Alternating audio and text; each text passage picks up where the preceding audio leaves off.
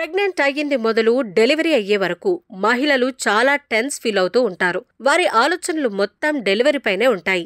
ఎప్పుడు డెలివరీ అవుతుంది, ఎలా జరుగుతుంది, సిజేరియన్ అవుతుందా, నార్మల్ డెలివరీ అయితే బాగుండు అని రకరకాలుగా ఆలోచిస్తూ ఉంటారు.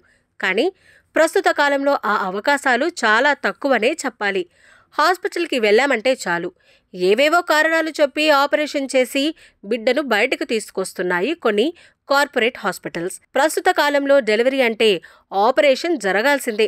కోతలు లేకుండా అసలు ప్రసవాలే జరగడం లేదు. అప్పట్లో చాలా వరకు నార్మల్ డెలివరీలే అయ్యేవి. కానీ ఇప్పుడు 99% వరకు సిజేరియన్ చేసే బిడ్డను బయటికి తీస్తున్నారు. ఇలా కాకుండా నార్మల్ డెలివరీ అయ్యేందుకు కొన్ని చిట్కాలు పాటించాలంటున్నారు నిపుణులు. అవేంటో ఇప్పుడు చూద్దాం. నార్మల్ డెలివరీ కావాలంటే గర్భిణీలు తప్పనిసరిగా స్ట్రెంగ్త్, స్టామినా, స్ట్రెస్ పైన దృష్టి సారించాలి.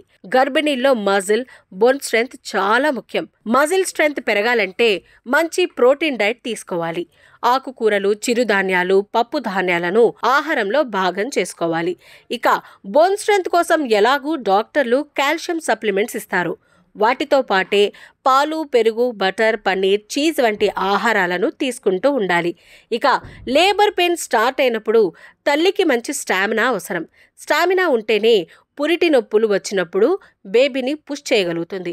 అయితే స్టామినాని, స్ట్రెంగ్త్ని 9వ నెలలోనే బిల్డప్ చేసుకుంటామంటే కుదరదు. ప్రెగ్నెంట్ అని తెలిసినప్పటి నుంచి కాబోయే తల్లులు జాగ్రత్తలు తీసుకోవాల్సిన అవసరం ఎంతైనా ఉంది.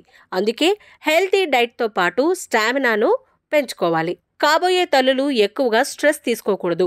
ఒత్తిడి పెరగడం వల్ల కార్టిజాల్ లెవెల్స్, ఎపినెఫ్రిన్ హార్మోన్స్ విడుదలవుతాయి.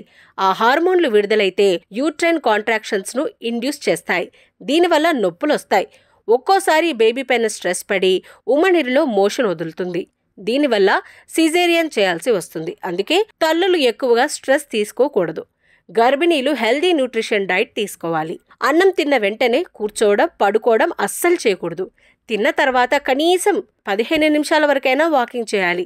ఇక గర్భిణీల్లో 36 వారాల తర్వాత బేబీ తల కిందికి జారుతుంది. కాబట్టి ఆ సమయంలో ప్రతిరోజు 30 నిమిషాల వరకు వాక్ చేయాలి. ప్రతిరోజు నడవటం వల్ల రక్త ప్రసరణ బాగా జరుగుతుంది. Pelvic muscle, pelvic floor muscles కి రక్తం సరఫరా పెరుగుతుంది. వాకింగ్తో పాటు యోగా, డీప్ బ్రీతింగ్ వ్యాయామాలు చేయాలి. యోగా చేయటం వల్ల శరీరంలో జాయింట్ ఫ్లెక్సిబిలిటీ ఇంప్రూవ్ అవుతుంది. ఇక బటర్ఫ్లై వ్యాయామాలు పెల్విక్ మజిల్ రిలాక్స్ అయ్యేందుకు సహాయం చేస్తాయి. సుమో స్క్వాటింగ్ కూడా పెల్విక్ బోన్స్ వైడ్ అయ్యేందుకు సహాయం చేస్తాయి. వీటితో పాటే డక్ వాక్ చేస్తూ ఉండాలి. ఇలా వ్యాయామాలతో పాటు ప్రతిరోజు 4 నుంచి 6 లీటర్ల వరకు నీరు తీసుకోవాలి. రోజు మధ్యాహ్నం ఒక అరగంట నిద్రపోవాలి. ఇక రాత్రిళ్ళు 7 గంటల నుంచి 8 గంటల లోపే ఆహారం తీసుకుని పడుకోవాలి.